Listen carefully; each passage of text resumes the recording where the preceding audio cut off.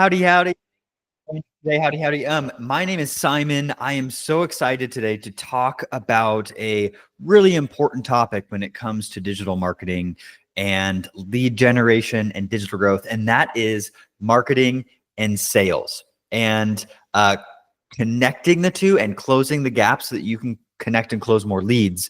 And I'm calling this training how to create a seamless lead to revenue system that drives exponential digital growth. Let's get into it. So most business leaders come into marketing or digital growth with a mindset thinking, hey, more leads equals more revenue. This is a truth. This is a fact. This is what I'm going after.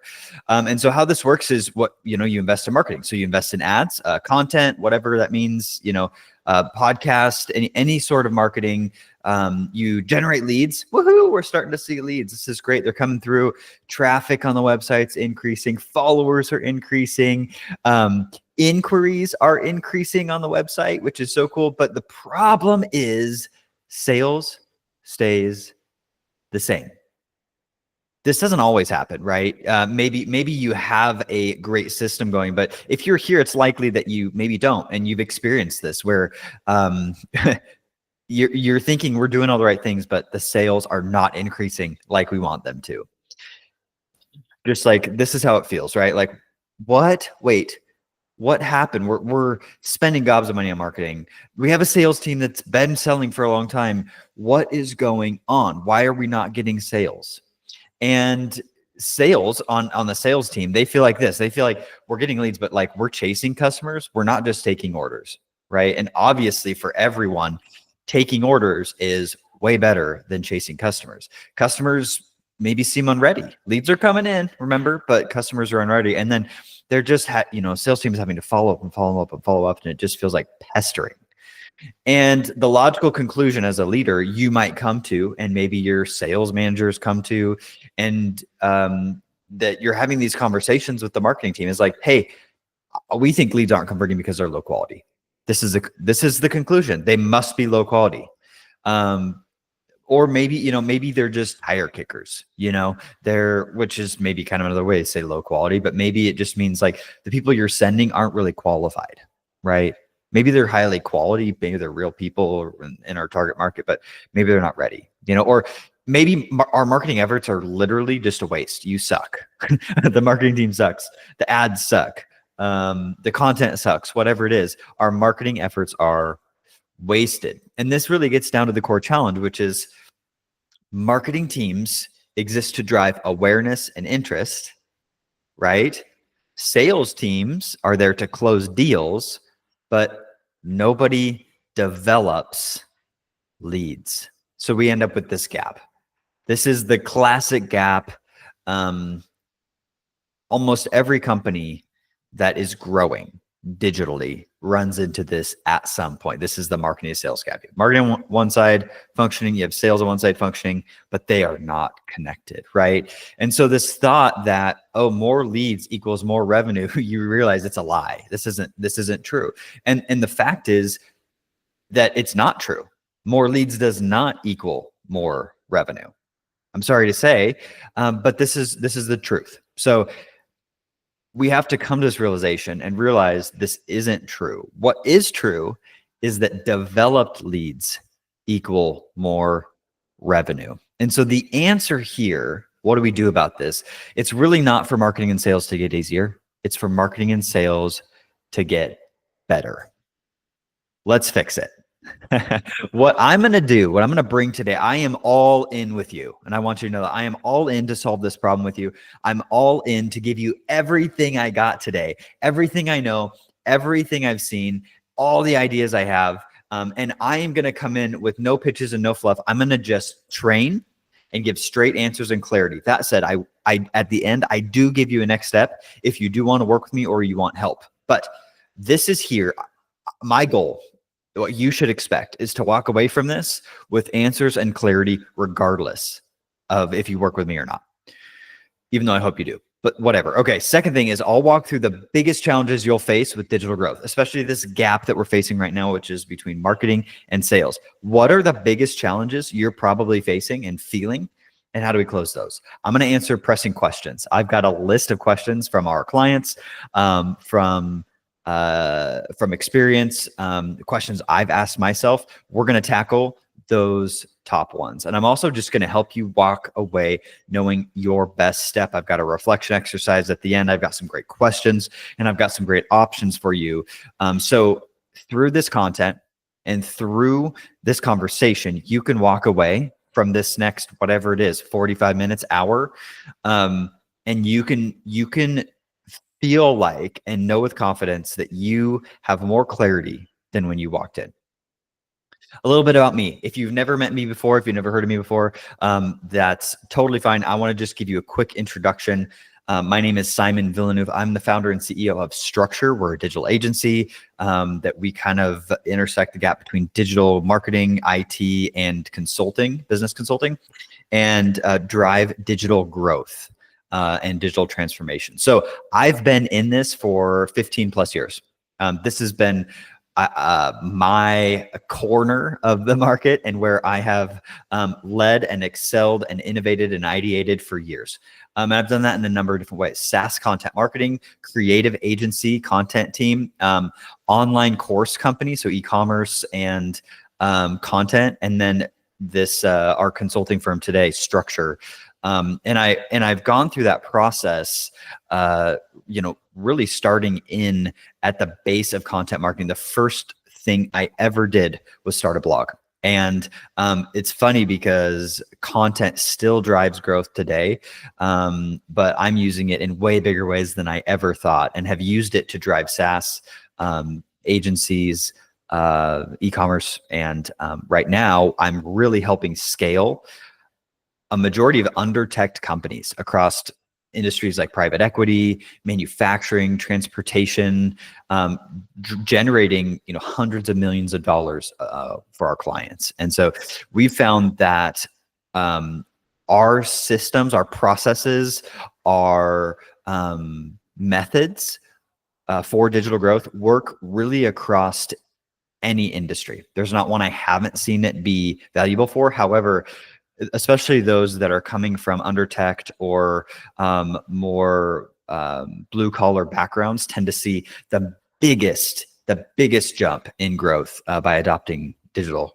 technology and digital strategy. Okay, let's keep going. My passion here is about accelerating digital growth and ROI, not just activity. I need you to hear me on this. My vision, one of the values behind our company is we call it build up, and that's how we say it. And literally my license plate on my car says build up. But the value here is, and put another way, build, not busy. And what happens is a lot of marketing firms, a lot of marketing companies come in, they throw money at stuff, they give you numbers, vanity metrics, impressions, whatever, but you never see real results. And when you let them go, or they go, either way, you've got nothing left. You have to start from scratch. And so we are really wanting to do that differently, by driving growth, building, stacking systems to create ROI. We'll unpack that more and how we do that and how you can do that through this webinar. Okay, last thing, and I'll move on, is that Structure exists. Our company exists because I believe business is personal. And we've all heard the phrase, it's not personal, it's just business. And someone may have said that to you. You may have said that to someone else. And I'm not here to condemn or make you feel bad, but what I want to say is that we believe that business is personal, and that the business that you do inside your company, for your customers, with your team, is personal to everyone involved, and it's personal to you. And because our businesses exist to create value for other people, and they exist to make other people's lives better and solve their problems, including customers, your team, your board, your partners, you, everyone else, right? And so we treat our clients like that, and we want to partner with leaders to help them think bigger and achieve more. We are out here to create a bigger, brighter future for everyone involved. So That's a little about me. That's the passion, the intensity, the emotion behind this is literally what I'm about. So like it or love it. I hope you stay, but hey, if it's too much, that's okay too. Okay, at this point, you're here because you have questions. And let's tackle your problems. Enough about me. Your questions. What happens with all our leads? Why are they not converting? How do we sell to them so they buy? And we need sales. We need to see sales from this, or no more marketing, or people are getting laid off, or I mean, who knows? We're going out of business. Whatever the conclusion is, like there's pressure and it's painful, and we got to find a solution today, right? Okay, let me share some facts with you. And these are really interesting. I believe that facts tell, stories sell. So I'm not really, facts can be really boring, right? But they also don't lie. And so let's look at some data around how leads work, how sales work, how marketing works, and let's unpack this problem a little bit more. Okay, this is from Sales Genie, says 20%, approximately 27% of leads are sales ready when initially generated, leaving 73 requiring nurturing to progress towards a purchase decision. If you're familiar with the Pareto principle or the 80-20 rule at all, basically we have 80% of leads here, according to this statistic, need nurturing. And so that's really the low-hanging fruits, the 20. The big work for the system is the 80%. Additionally, from 99 firms, nearly 80% of new leads fail to convert into sales, often due to inadequate lead nurturing. That's the conclusion or the reason from them why they say new leads fail to convert, is not because not product market fit. It's not because the bad offer. It's because of nurturing development. As well, companies that excel at lead nurturing generate 50% more sales-ready leads at a 33% lower cost. So why your leads aren't converting, I'm going to take some of these facts and I'm also going to take my experience here, is likely not because they're low quality. It's because they're low maturity. Not because they're bad, but because they need developed. And your sales team is probably treating every lead that comes in as if they're ready to buy, as if it's transaction time. And the reality is they're not. The leads aren't, if they're coming from marketing, especially.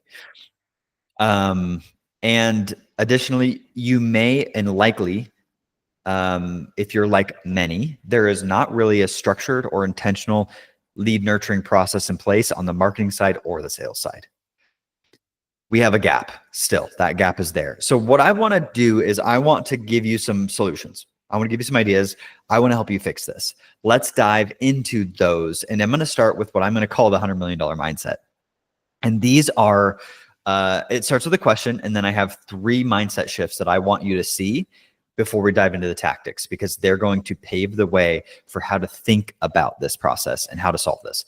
The question that I want you to ask yourself, if you haven't yet, that I think is a highly valuable question, is how do we move leads from just browsing to ready to buy faster and more effectively? And I'm calling out this question because it's a different question than are the leads bad, or are the leads low quality, or whatever the question could be. Does our marketing team suck? Is our sales team saying the wrong things? Like, you can come to so many conclusions and ask so many questions, but the real valuable, inquiring, intentional, problem-solving question that I want you to ask is, how do we just, whatever this is, how do we move them faster and more effectively? 3 mindsets. 1, go from thinking about lead quality to lead maturity. Lead quality to lead maturity. How do we think about our leads in terms of not are they coming in good, or it's what are we doing with them? Are we making them good? A note here that I think I want to call out is if there's a chance that leads are poor quality, and we can tackle this later, and I'll tackle this in a question later, but there is a chance that leads are low quality. And asking, are they low quality, is not bad. However, most of the time that's not the case. And once you rule that out, you have to shift your mindset into thinking about how do we mature and develop them. That's what I want us to think about. Okay. Second thing is go from transactions to relationships. To stop thinking about leads in terms of transactions and shift to relationships. We'll unpack this more. Third is go from quick sale to sales system. So the first thing, going from lead quality to lead maturity, stop asking, are these leads bad? And start asking, are these leads developed? Going from transactional thinking to relational thinking is stop thinking marketing equals traffic and sales equals transaction, right? Marketing here is for one thing, sales for one thing. It's not that black and white. It's a process. Marketing plus sales equals relationship. Wow, I said it wrong. Marketing plus sales is relationships. Another way that I might want to say that better, if I can even just rewrite my slide right now verbally, would be instead of marketing equals traffic and sales equals transaction, think about it like marketing plus sales equals transformation. Last thing is stop seeking the quick sale and start seeking a sales system. Now, if you are buried in transactions, take them.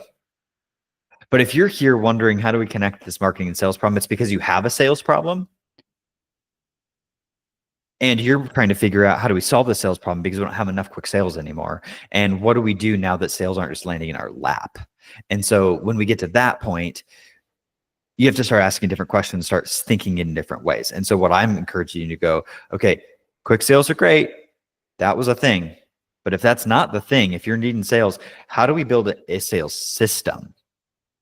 All right, let's dig in. Let's talk about your leads. Let's talk about your leads a little bit and talk about your customers and what they expect from you and what they want from your company and how you can then set them up to be ready to buy, because you can.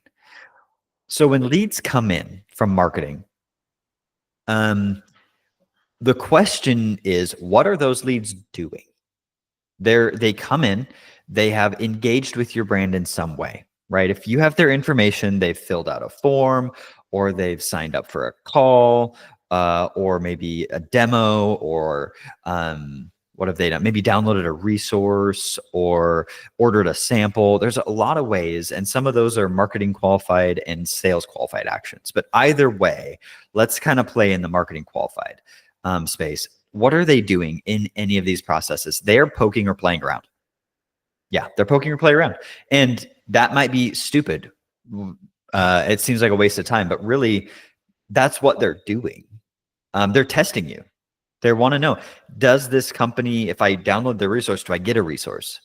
If I email them or submit a quote, does their sales team follow up with me? Does anybody follow up with me? Can I rely on them and trust them for their communication? They're testing your website. They're testing your team to know your follow through and your brand and your commitment. They're fact finding. They want to know information.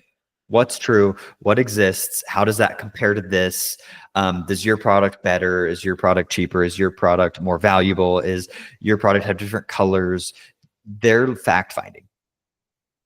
They want to know information. They also are looking for ideas and inspiration. So they're planning. Imagine you're a custom cabinet manufacturer, right? And your customers need new cabinetry. Maybe it's for a remodel, maybe it's for a new build. Either way, they're looking at, hey, we want some nice cabinetry here, and we want to get it put in, and we want it to look nice. But what do we want that to be? So they're looking to you for ideas and inspiration to help them not only just buy the product and transact, but to transform their kitchen and bring their vision to life and even figure out what their vision is, right?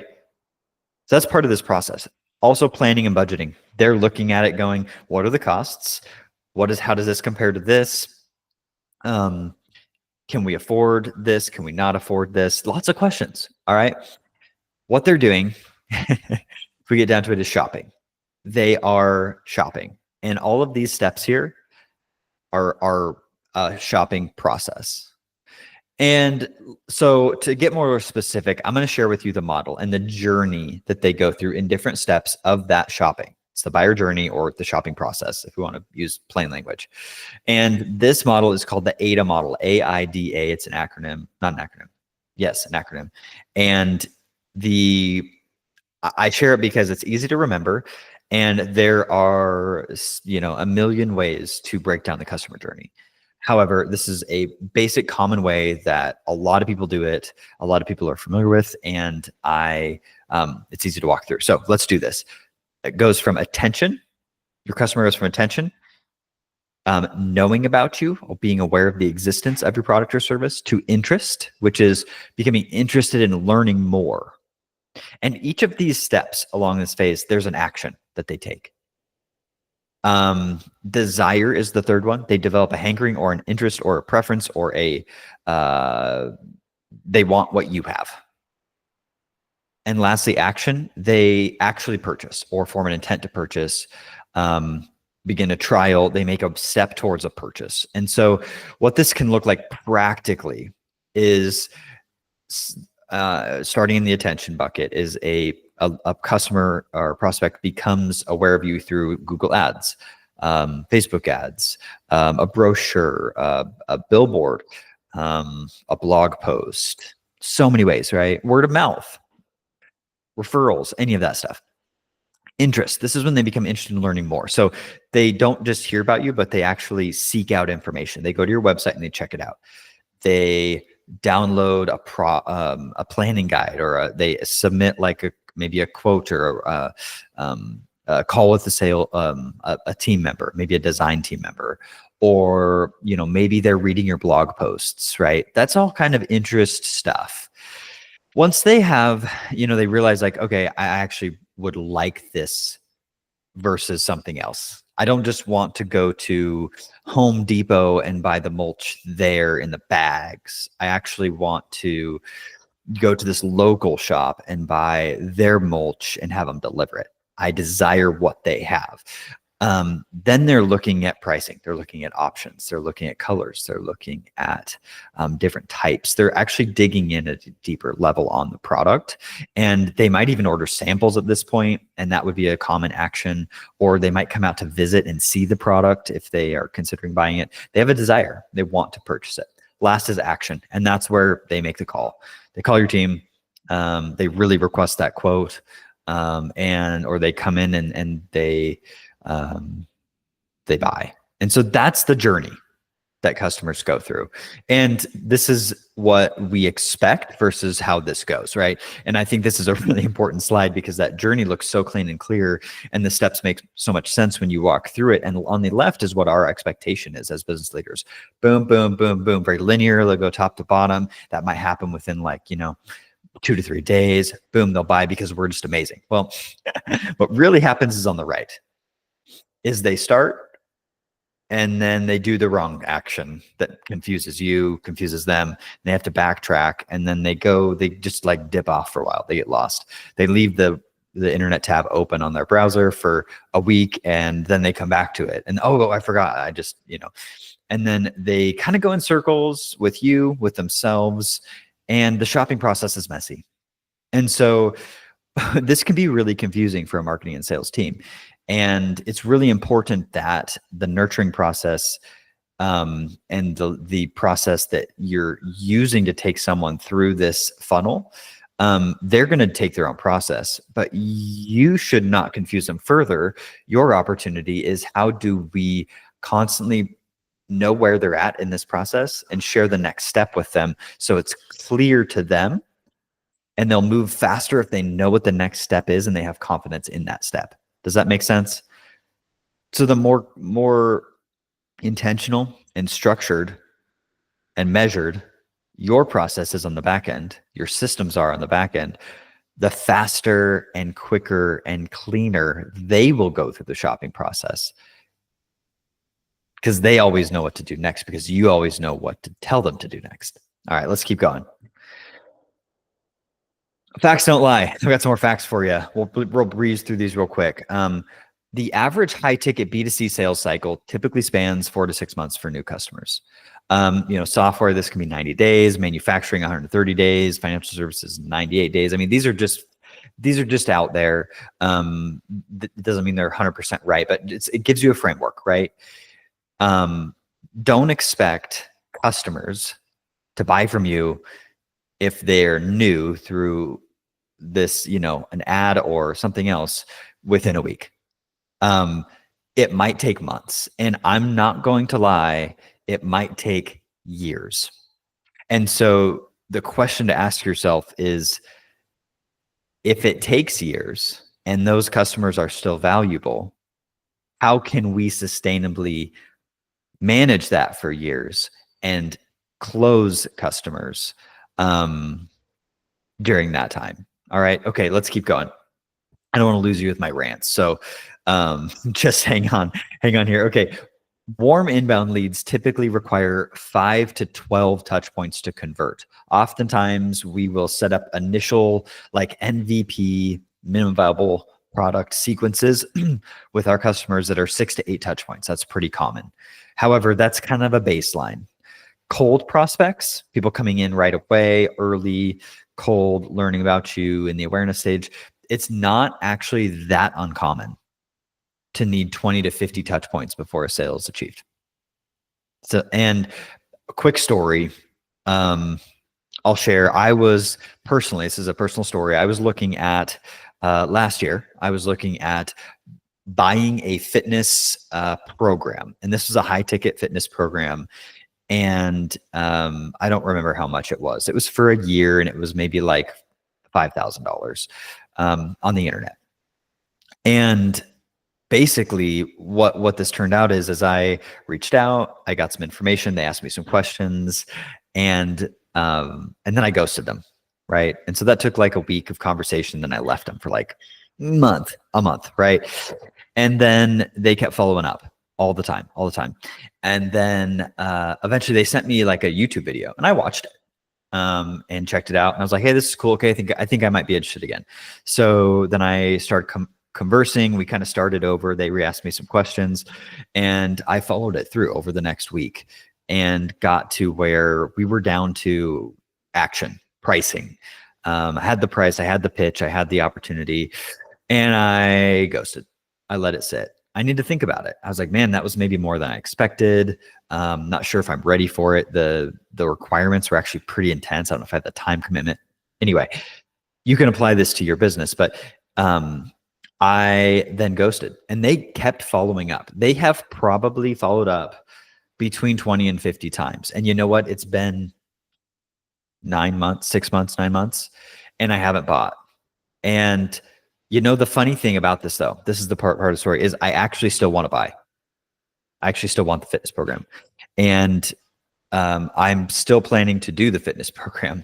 However, I'm just not ready yet. Right. And the readiness is actually not on them. It's on me. But I am ready.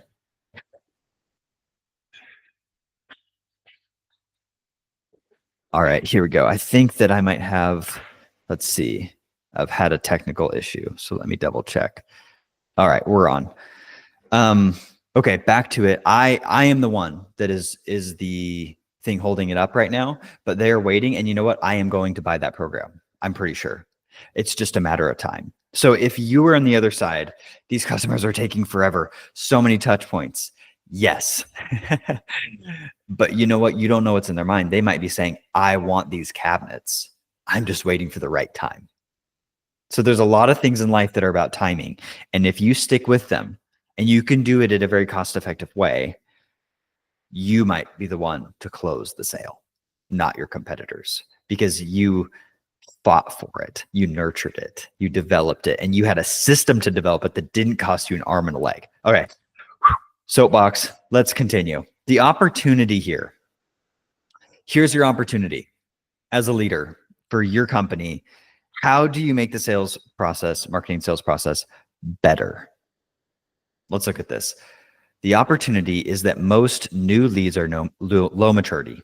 They're not ready to buy yet. Go back to my fitness story. They may show strong interest, but they need developed. They need followed up with. They need more reasons to buy. They need time. They are looking for a reason to buy. They're looking for a reason to say yes. And only you can give them that. And your constant prodding, pushing, checking in, adding value. This isn't just about pestering.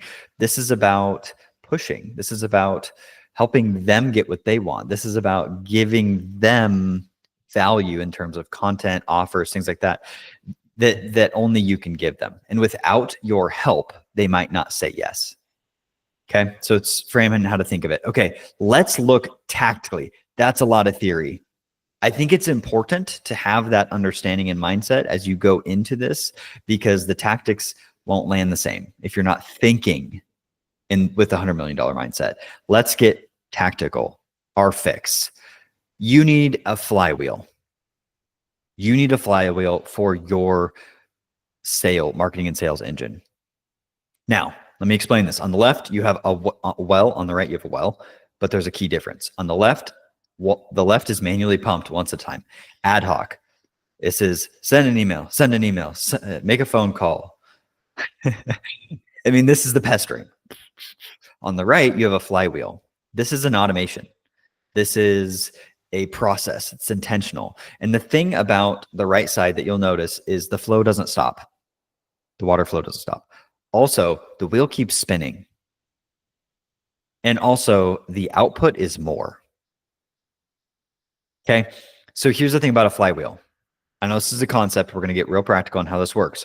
But what I want you to take away this is a flywheel is effective. It helps activities flow smoothly from one to the next. A flywheel is efficient, where each rotation is easier than the previous rotation. Doesn't mean inputs don't have to be done, but they get easier. They get less expensive. And it's exponential. Each rotation actually produces more than the previous rotation. Same amount of inputs, more outputs, asymmetrical returns. So what this is both a strategy and a system. And let me introduce to you the strategy and the system that you can implement to make this work. The strategy is called the acceleration loop. This is the process. And it's 4 A's, easy to remember. In order to fix this, you got to start with alignment. Alignment, that's understanding and strategic planning and road mapping and documenting. This is what we're doing. We're aligned. 2, activation. You got to build or refine the infrastructure for growth and progress. Your CRM, we'll get into this more detail, but what's the infrastructure for this system? Build it, refine it. Amplification. Execute on the content and the lead drivers. What are the actions you have to do to amplify the infrastructure? Acceleration, this is scale. Optimize, report, and reinvest to scale momentum. All right, let's keep going. You with me? The system. Here's how this works together for a continual flywheel approach. Starts with strategy and alignment, moves into to your presence, activation of the presence, goes into the content and amplification, all the way over to the optimization, acceleration, and then it starts again. And this is actually a recurring process. You go through this in this order, through these steps, and then once you get through them, you loop again. You say, okay, we need to realign. What do we need to activate? How do we amplify this? And we're going to accelerate. And this is a continual process. And this is what we do at Structure, this is our unique process called the acceleration loop. And the digital growth system is the system that we plug in to businesses, and we teach, like I am today. We also have a team that implements this system with our process into businesses to drive digital growth. And this is how we do it. So let's break down some of these steps and how they really apply to this situation. Alignment. Let's look at the first one. This is where you need to clearly define marketing qualified leads versus sales qualified leads, along with other terminology and actions, right? What qualifies an MQL as an MQL, and when does it become an SQL? And what are the actions that a marketing qualified lead would take to push them along the stages to become an SQL. Make sense? You're going to establish lead handoff rules. How do leads get handed off between team members, from automated machines to human people? And what does that look like? And then when they get to human people, how do they get handed off, or do they get handed off? What does that look like? What's the process? And then also setting a structured follow-up cadence. What are the steps? How many steps? What do we say? How do we say it, etc. That all is important to align on from the very get-go, because if you want to amplify or accelerate this program, if it's not aligned, if it's actually not clear, if it's chaos, you're only going to amplify and accelerate chaos. That's why this stage is really important. A tactical tip here: instead of calling a lead once and giving up, start by implementing a 6-touch nurture sequence. This is just a start. You may need a lot more, but this is like baseline. Day 1, thank you email and offer a visit. You know, if you're a cabinet manufacturer, maybe you come out to their home. You know, this could be a lot of different things, and you're going to have to apply it to your business, but just an idea. Day 3, reminder SMS or follow-up call. Just like, hey, just want to check in. Do you still want that site visit? We're here. Day 7, send an estimate. That is if they asked for something, and maybe it's not an estimate. Maybe it's a project planning guide, project ideas sheet, inspiration guide. Maybe it's too soon for an estimate. Maybe it's not. Depends on where they're at. Check in and give them content. Hey, we made this video. It's about the process. It's on YouTube. Check it out. It's really good. A lot of people say it's helpful. Day 21, gentle nudge. Hey, are you still interested? Are you still interested in this? And that's a gentle nudge. You can also go hardcore on it, which we've done and seen some success with. It's just kind of funny, but you actually maybe could ask them, have you given up on this? And if they're competitive at all, they would be like, no, I haven't given up. I'm still pursuing it, right? Because it kind of gets to like, if they've let go. All right, day 30 is final re-engagement. And this is like, hey, you know, it's a kind of your breakup email. Now, this is a baseline. Like I said, you will want to measure and build on it. But if you have got nothing in place, or are in the practice of calling a lead once and giving up, this would be a great start. So what happens in this alignment? Before alignment, you're in this, and this is where you're at right now, is where your leads aren't categorized properly, right? Sales chases cold leads or leads in the wrong stages, or they don't know what stage they're in, and they all get qualified as a sales qualified lead when they're not, right? That happens all the time. There's not a structured lead handoff, right? Follow-ups feel random. Sales team members feel like they're pestering. And just people get dropped off because, you know, there's just not a clear process, or maybe it's not automated. Anyway, next. And there's not really a differentiation between cold and warm prospects. That kind of goes to the first one, but you just don't know. Leads are just coming in and we're just calling them as if they're ready to buy, and we just don't know. After alignment, you'll know exactly when a lead moves from MQL to SQL and what those things mean and what actions they need to take. What actions the customer needs to take and what actions the sales team needs to take to move them into the next step. You'll have clear lead follow-up rules. If they say this, then you'll say this. If it's been this many days, you'll follow up with this message and method. You're not pestering at that point. You're conversing, you're dating, you're having a relationship. And then you're going to be able to create an automated process for nurturing colder leads. Okay. Second, activate. This is where you'll automate CRM tracking. You'll go from MQL to SQL to close one, or close loss, and you'll be able to track that whole process. You'll set up lead scoring to prioritize high intent prospects. This is just, how do we categorize who's who and where they're at and how valuable they are to the business? Right? That's a whole thing in itself, but that is something to think about. And then deploying nurture sequences, email, SMS, AI calling. There's a lot of options here. And there's a lot of ways to automate this, and it doesn't have to be automated. It can be manual, but eventually you'll want it automated, but there needs to be messaging going out. So a tactical tip, if you're starting on this, again, instead of relying just on manual marketing and sales follow-ups, Automate some of those points so that your team engages when the lead signals readiness. Some of the options are email, SMS, which is text message. I mentioned AI calling, even social nudges. I want to mention that one because it's an extra step, but to find a person on a social media platform and to nudge them, depending on your market, it may not be appropriate in your market. But for example, if you're doing a B2B sale and you're trying to close a deal, maybe, say that you make some sort of landscaping product that architects could use. Well, reach out to them on LinkedIn, send them a message, send them a connection request, and see if you can get in another way. Ideas.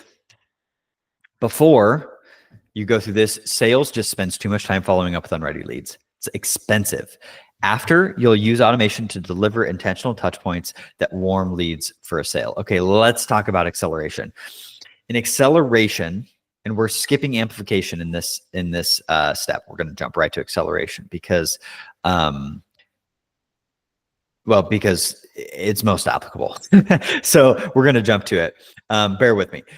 What you're going to do in this acceleration phase, once you have built the infrastructure, aligned, you've built the infrastructure, and now you're measuring it, is you're going to measure the conversion rates and refine the strategy.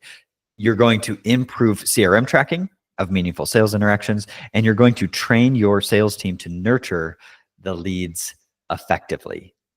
Okay? Very, very key. Before, what happens is sales is just reactive instead of proactive. They're reactive to situations instead of knowing what to do and knowing how to improve it. The follow-ups are inconsistent and nobody knows what to do. After, the sales team is trained and they are improving and structured, repeatable system. It just constantly gets better. And this really comes back full circle to the flywheel concept. Inputs are easier, outputs are better. And it's exponential growth. All right, let's keep going. That was a lot. Let's dive in. We've got misconceptions. So anytime I train on this, anytime I work on a project with this, anytime I talk to anyone going through this, there's misconceptions that we have to rethink and overcome and understand in order to really move forward. So let's tackle some of these. The first one, which we've kind of brought up already, is these leads are bad. These leads are bad. Have you ever thought that? And if you have, that's totally fine. Again, no judgment here. It's actually, you're supposed to relate to it. That's what I'm hoping you say is, I've said that. That's what I think. Help me. I want to think differently, or I want to see this differently, or I want to see this bigger. But this is what I think right now. If this is you, the reality is they may be bad. There's a chance. And let me distinguish bad from good. Now, bad leads would be a lead coming in with that came in with very little friction. And often that could be a phone call, or that could be a form where they just filled in their name and email. That could be a walk-in, right? Those are very little friction for them. Also, that when they come in, they are not really making a commitment for anything. Also, maybe they're not even in your area or match your ideal customer profile.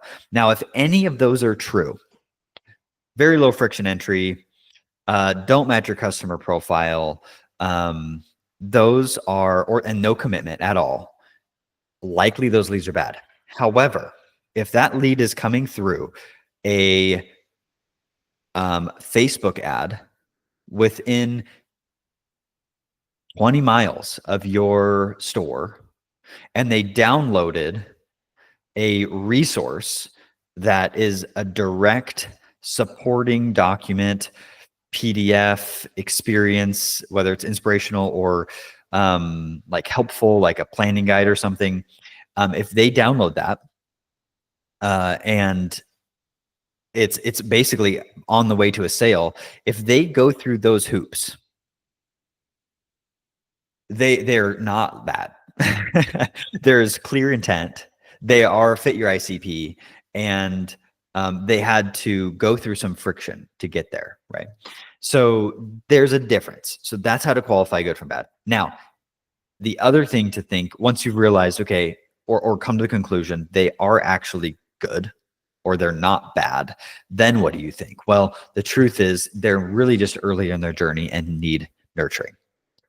Recap: if the leads are bad, distinguish. How is that lead bad? Yes or no? If yes, it's bad, well, that's a whole problem on its own. If no, then they're just early and they need nurturing. That's the full circle there. Okay, next. If they don't buy within a week, they're not interested. Yeah, false, really. Unfortunately, some will buy within a week. As we looked at those facts, like what was it, 27% may buy within a week because they're just ready. And I have done that too. I actually just did that the other day. Found something and bought it because I knew it solved my problem right away. And I was so ready. And I don't think it was very expensive, right? Like $20. And so that was a easy buy. But a lot of, B2C high ticket items, we're talking cabinets, backyard transformations, we're talking programs. Those things can take 5 to 50 touch points before closing. And those 5 to 50 touch points might be done over months and they might be done over years. We need more leads to close more deals. Sort of true, because more leads will help you close more deals. They'll really help you learn how to close more deals because you'll realize a lot of them aren't converting. But what really is the right way to think about this is that developed leads equal more sales, not more leads equal more sales. And so the truth is, better lead handling often unlocks hidden revenue in existing leads. If you have 73% of your total leads in a bucket, ready to buy, wanting to buy, waiting for the timing and the reason to buy, we call that hidden revenue. And that's where 73% of your revenue might be right now. Like, let's get real. If you could close those deals, 73% of your, could you increase your revenue by 73% within the next 90 days, next year, next 3 years, by just learning how to nurture and close more leads? Marketing should only focus on new traffic. This is actually a common misconception, is marketing's role is not to only focus on new traffic, hand off leads to sales for them to close. This is a dance. This is a give and take. This is a process where marketing does drive new traffic and should nurture traffic and qualify traffic to be ready for a sales conversation. So there's a marker somewhere in here that every company needs to decide what determines this lead is sales ready. That's the line. Everything before that, marketing. Everything after that, sales. That's so helpful when you just take this big, massive gap of like messiness and you draw a line and you say, this is where it ends and this is where it starts. So marketing should focus on new traffic and nurturing leads will be cost effective and set up your sales team to close. All right, questions. Whoop, whoop. Okay, back to this one. Good. We're just going to keep rolling on the same topic. Who owns lead nurturing, marketing, or sales? Both. Marketing owns MQL nurturing, sales owns SQL nurturing. But there's a handoff there, and both need to nurture and develop your leads. Very, very important part of the process. And getting that handoff and getting that dance and getting that dynamic is going to be really key. And that happens in alignment. It's going to unlock a ton once you get that cleared out. Okay.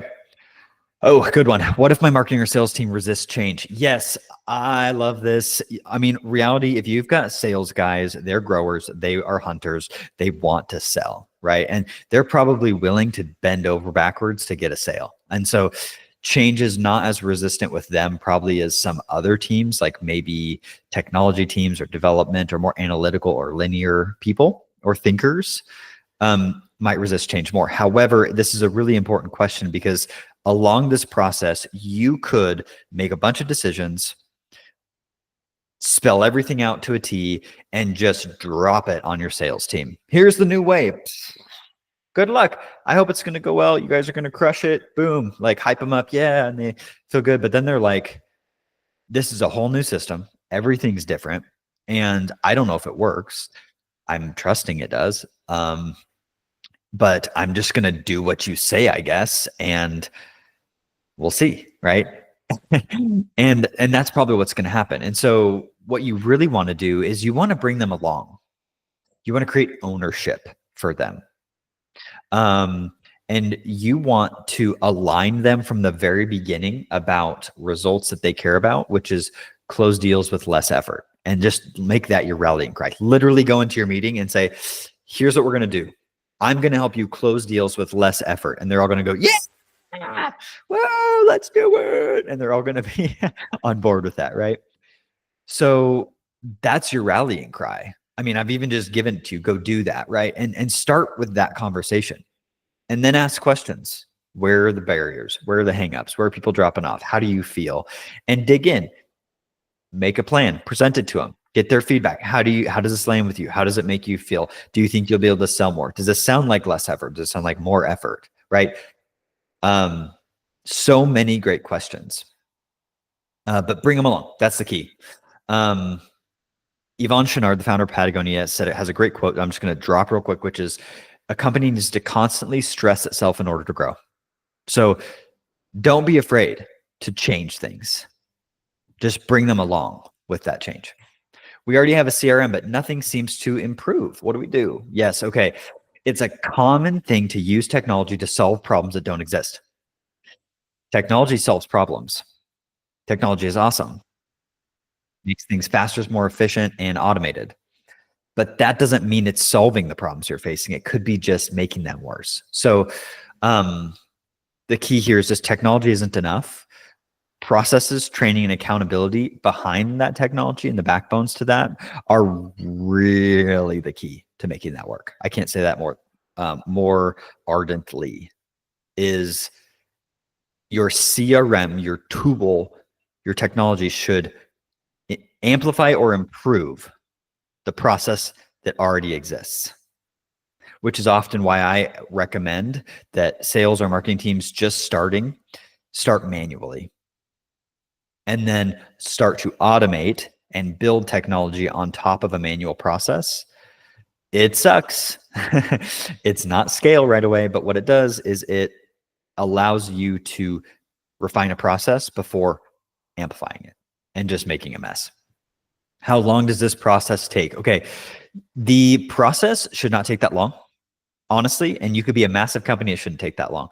The thing that most leaders do unintentionally, and I'm not putting blame here, is that they turn a process, an outcome that should take weeks, maybe months, maybe a few months, into many months or years. And how they do that is they do this in the wrong order. They don't bring people along. They don't align. They throw technology. They throw money at problems. The truth is that alignment, step one of our process, can happen in weeks, right? It doesn't take that long. It takes a meeting. It takes documenting and clarity, and it takes a training. That can take weeks. Now, then building infrastructure, rolling out processes, continually training, that can take months. And then really acceleration, which is that optimization and that scaling, can take forever, right? That is an ongoing process that never ends, right? But don't turn something that should take weeks or a few months into many months or many years. Key takeaways. This is, if you don't remember anything from this talk, or if you're skipping ahead to this, awesome. That's okay. I think the context is key, but the key takeaways that are going to be crucial to walk away with is that more leads do not equal more sales. More developed leads equal more sales.